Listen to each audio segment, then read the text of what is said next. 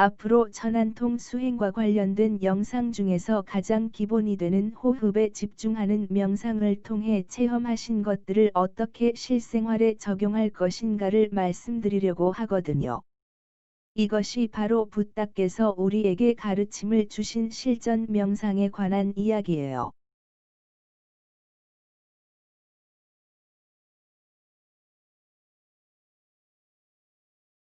명상을 하기 전이나 하고 난 후에 아무런 변화가 없다면 이러한 명상들은 우리에게 어떤 의미도 부여할 수 없겠죠. 부다께서 가르침을 주신 결이 다른 명상, 분명 온도차가 있는 명상에 관한 이야기를 하려고 해요.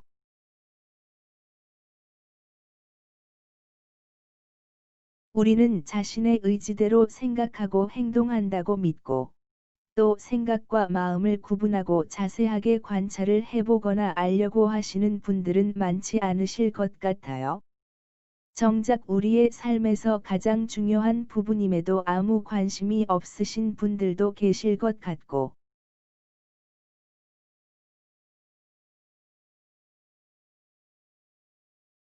또한 우리는 이런 말들을 참 쉽게 하죠. 마음에서 내려놓아라. 집착을 끊어라 등등. 하지만 깨달음이든 마음 공부든 명상이든 그 어떤 것도 출발은 나에서 시작하고 그 다음 나에서 비롯하는 가래와 집착을 끊는 것이 순서이기에 나에 대한 관찰도 없이 그것이 무엇이든 마음에서 내려놓거나 집착을 끊거나 할 수는 없지 않을까요? 명상은 눈을 감고 가만히 앉아만 있는 정적인 활동이 아니라 끊임없이 내 안과 밖에서 일어나고 변화하고 소멸하는 것들을 들여다보고 관찰하는 동적인 활동이라 생각하거든요.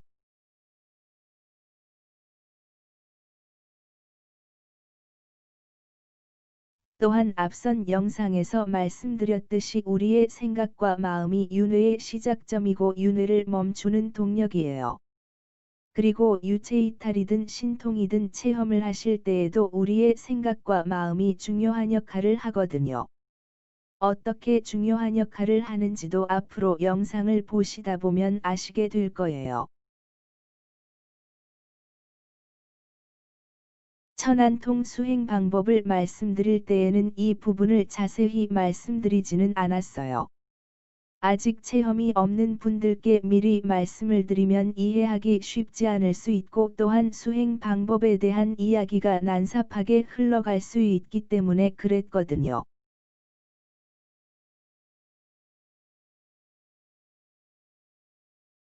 그리고 우리 몸에 대한 관찰도 아주 살짝만 언급하고 지나갔었는데요.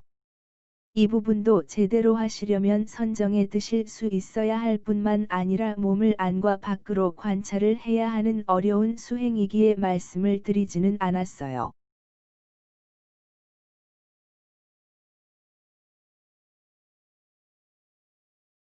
이 수행은 몸에 대한 집착을 끊고 또한 몸에서 출발하는 여러 가지 가래와 집착을 끊는 데에 도움이 되는 수행이면서 동시에 신족통을 얻기 위해서는 반드시 해야 하는 수행들 중에 하나예요.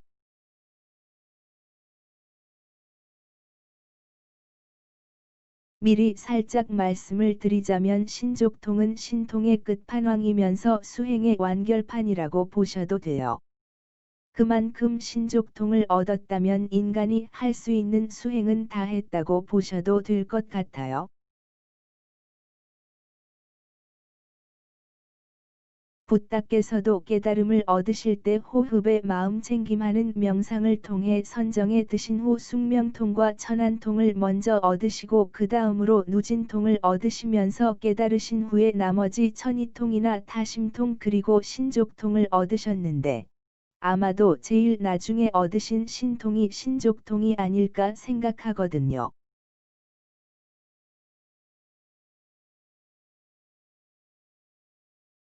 또한 신족통은 범주가 상당히 넓은 능력이에요. 저도 신족통은 아직 못해요. 다만 공간 이동을 절반만 몇 번 체험해 본 게 고작인데다 신족통의 범주에 들어가는 자잘한 능력들 중 몇 가지를 조금 체험해 본 것이 전부지만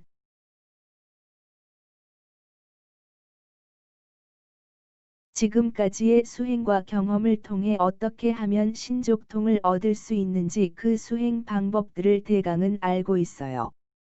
여러 가지 수행들을 완벽하게 해야 하기에 상당히 어려워요. 그렇기에 능력이 많이 부족한 사람이 아는 척을 하고 있는 것 같아서 죄송스럽기는 한데 그렇다고 못하는 것을 할 수 있다고 거짓말을 할 수는 없죠.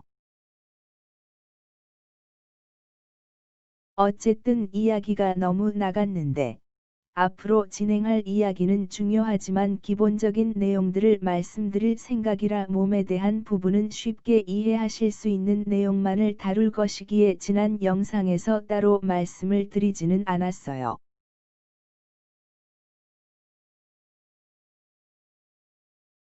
또한 앞으로 진행할 내용이나 수행 방법들은 이전 영상인 천안통 수행 방법과 마찬가지로 붓다께서 우리에게 가르침을 주신 수행 방법과 제 자신의 경험을 통해 얻어진 결과물들을 나름대로 이해하기 쉽게 적절히 변형해서 말씀을 드리기에 초기경전 등에 나오는 내용이나 수행 방법과는 다소 차이가 있어요.